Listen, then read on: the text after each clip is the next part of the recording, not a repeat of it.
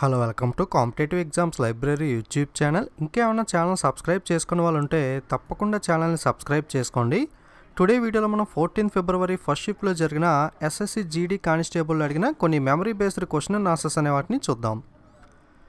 First question వచ్చి 2018 Commonwealth games held at 2018లో మనకి Commonwealth games ఎక్కడ జరిగాయని అడిగారు. ఆన్సర్ వచ్చి మనకి గోల్డ్ కోస్ట్, క్వీన్లాండ్, ఆస్ట్రేలియా.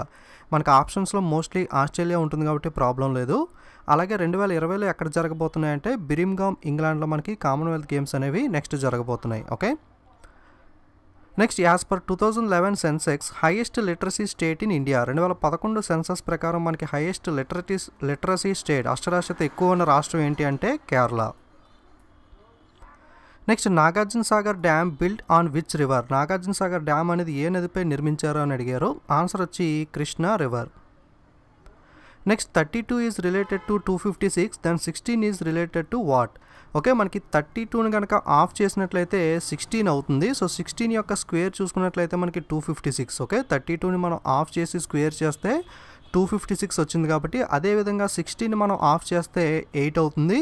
ఆ 8ని స్క్వేర్ చేస్తే 64 అనేది వస్తుంది. ఓకే, ఆప్షన్స్లో 64 ఉన్నట్లయితే మనకి 64 అనేది ఆన్సర్ అవుతుంది ఈ లాజిక్ ప్రకారం.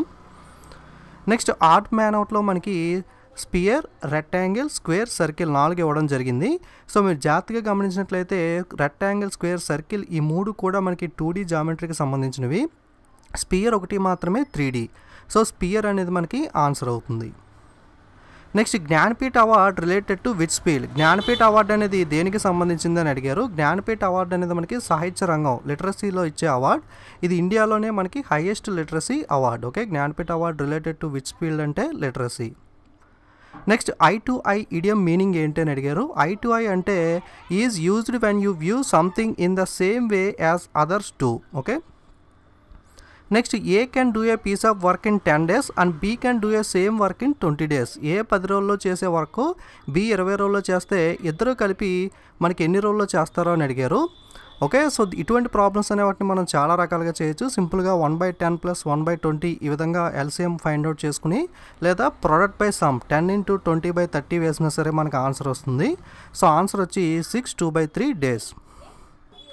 ఓకే, సో ఇటువంటి సమ్స్ ఏ 10 days, బి 20 days వచ్చి ఇద్దరు ఎన్ని రోజుల్లో చేస్తారో అన్న రిలేటెడ్ సమ్స్ మనం ప్రొడక్ట్ బై సమ్ ఫార్ములా ద్వారా కానీ, లేదా ఎల్సిఎం 1/10/1/20 ఎల్సిఎం ఫైండ్ అవుట్ చేయడం ద్వారా కానీ సాల్వ్ చేయొచ్చు. ఓకే, సో నెక్స్ట్ ఈ విధంగా ఒక పజిల్ ఇవ్వడం జరిగింది. సో 6 7 9 3 4 27 33 45. దీన్ని మీరు జాగ్రత్తగా గమనించినట్లయితే 6ని 3ని కలిపి యాడ్ చేస్తే 9 వస్తుంది. సో 9 × 3 చేస్తే 27 అనేది రావడం జరుగుతుంది. అదేవిధంగా 7ని 11ని యాడ్ చేస్తే 11 వస్తుంది. దాన్ని × 3 చేస్తే 33 వస్తుంది. సో అదేవిధంగా మనం 9ని ఇక్కడ క్వశ్చన్ మార్క్ నెంబర్ని యాడ్ చేసి × 3 చేస్తే 45 రావాలి.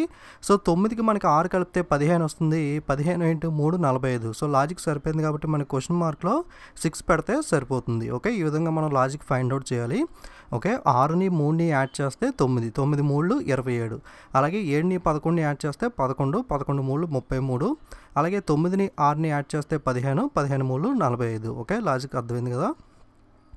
Next 86th amendment belongs to which article. 86th amendment అనేది ఏ ఆర్టికల్కి సంబంధించింది అని అడిగారు. ఆన్సర్ వచ్చి article 21A. Next achieve and permanent యొక్క కరెక్ట్ స్పెల్లింగ్స్ ఏంటి అని అడిగారు. సో అచీవ్ యొక్క కరెక్ట్ స్పెల్లింగ్ వచ్చి ACHIEVE. అలాగే పర్మనెంట్ యొక్క కరెక్ట్ స్పెల్లింగ్ వచ్చి PERMANEENT. Okay, next 5 consecutive odd numbers average is equal to 17, then find the largest odd number. ఇటువంటి క్వశ్చన్స్ని మీరు ఈజీగా సాల్వ్ చేయొచ్చు. యావరేజ్ అనేది ఎప్పుడు కూడా మిడిల్లో ఉంటుంది కాబట్టి మనం 17 మిడిల్లో వేసుకుంటే, ఓకే, సో 17 యావరేజ్ కాబట్టి మనం 17 మిడిల్లో వేసుకుని మనకి రైట్ సైడ్ మనకి డిక్రీజ్ నెంబర్ లైక్ 17 తర్వాత మనకి 15 ఆడ్ నెంబర్ వస్తుంది, తర్వాత 13 వస్తుంది. అదేవిధంగా లెఫ్ట్ సైడ్ వచ్చి 17 కన్నా పెద్ద ఆడ్ నెంబర్ 19, తర్వాత 21. సో 5 ఆడ్ నెంబర్స్ మనకి సరిపోయినాయి కదా, యావరేజ్ కాబట్టి మనకి మిడిల్లో ఉంటుంది. సో అడిగింది ఏంటి అంటే లార్జెస్ట్ ఆడ్ నెంబర్, పెద్ద ఆడ్ నెంబర్ అడిగారు కాబట్టి మనకి 21 అనేది ఆన్సర్ అవుతుంది. మీకు డౌట్ ఉంటే కనుక ఈ 5 నెంబర్స్ని యాడ్ చేసి బై 5 చేసి చూడండి, 17 అనేది వస్తుంది. ఇటువంటి క్వశ్చన్స్ ఏది ఇచ్చినా సరే ఈ విధంగా చేయొచ్చు. ఫస్ట్ మనకి 5 కాన్సిక్యూటివ్ ఆడ్ ఆడ్ నెంబర్స్ యొక్క యావరేజ్ 17 అన్నాడు కాబట్టి 5 నెంబర్స్ అంటే 1 2 3 4 5 నెంబర్స్ ఉన్నాయి. యావరేజ్ అనేది మనకి మిడిల్లో ఉంటుంది కాబట్టి మనకి లెఫ్ట్లో రైట్లో ఇంక్రీజ్ అండ్ డిక్రీజ్ నెంబర్స్ వేసుకుని మనకి లార్జెస్ట్ అడిగితే లార్జెస్ట్, షార్టెస్ట్ అడిగితే షార్టెస్ట్ నెంబర్ మనం చెప్పొచ్చు. Okay, in case smallest number ఏంటి అని అడిగితే 13 అనేది అవుతుంది. ఓకే, సో అలాగే మనకి సింపుల్ ఇంట్రెస్ట్ బేస్ చేసుకుని PTR/100 బేసిక్ ప్రాబ్లం అనేది వచ్చినాయి అన్నారు. అలాగే SI-CA రిలేటెడ్గా ఒక ప్రాబ్లం, ప్రాఫిట్ అండ్ లాస్ ఒకటి, అలాగే ట్రైన్స్కి సంబంధించి ఒక ప్రాబ్లం కూడా వచ్చింది అన్నారు.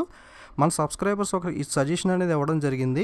సో మీకు జీకే కానీ ఇంగ్లీష్ కానీ చూసుకున్నట్లయితే మీకు జస్ట్ క్వశ్చన్ చదివి ఆన్సర్ కనుక ఐడియా ఉంటే వెంటనే ఆన్సర్ చేస్తాం కాబట్టి ఈ రెండు కూడా మనకి తక్కువ టైంలో ఆన్సర్ చేయొచ్చు. కాబట్టి ఫస్ట్ మీరు ఎగ్జామ్లో జీకే అండ్ ఇంగ్లీష్ సెషన్స్ అనేవి ఆన్సర్ చేసి తర్వాత రీజనింగ్, తర్వాత మ్యాథ్స్ అనేది ఆన్సర్ చేయమని సజెషన్ ఇచ్చారు. ఎందుకంటే మనం మ్యాథ్స్ అనేది అయితే చేయాలి కాబట్టి టైం పడుతుంది. అలా కాకుండా జీకే అయితే మనకి జస్ట్ క్వశ్చన్ చదువుతాం, మనకి ఆన్సర్ ఐడియా ఉంటే వెంటనే మనకి ఆన్సర్ అనేది చేయొచ్చు. కాబట్టి ఈ విధంగా మీరు నచ్చినట్లయితే ఈ విధంగా మీరు ఫాలో అవ్వండి ఎగ్జామ్ రాసేటప్పుడు. ఎందుకంటే మీకు ఫస్ట్ మ్యాథ్స్ స్టార్ట్ చేసినట్లయితే మీరు ఏదైనా సమ్ దగ్గర స్టక్ అయినట్టయితే కనుక టైం అనేది మీకు తెలియదు. లాస్ట్లో మీరు జీకే కానీ ఇంగ్లీష్ చేయడానికి కానీ మీకు క్వశ్చన్స్ తెలిసినా ఆన్సర్ చేయడానికి ఒక్కోసారి టైం ఉండకపోవచ్చు. సో కాబట్టి ఈ విధంగా జీకే, ఇంగ్లీష్, రీజనింగ్, మ్యాథ్స్ ఈ విధంగా మీరు ఆన్సర్ చేయడానికి ట్రై చేయండి. ఓకే, అలాగే నెక్స్ట్ ఎగ్జామ్ రాస్తున్న వాళ్ళు ఎవరైనా సరే ఇంకా క్వశ్చన్స్ ఐడియా ఉంటే కనుక కామెంట్ చేయడం మర్చిపోకండి. అలాగే వీడియోని మీ ఫ్రెండ్స్ అందరికీ కూడా షేర్ చేస్తూ ఉండండి. Okay, don't forget to subscribe and share. Thank you.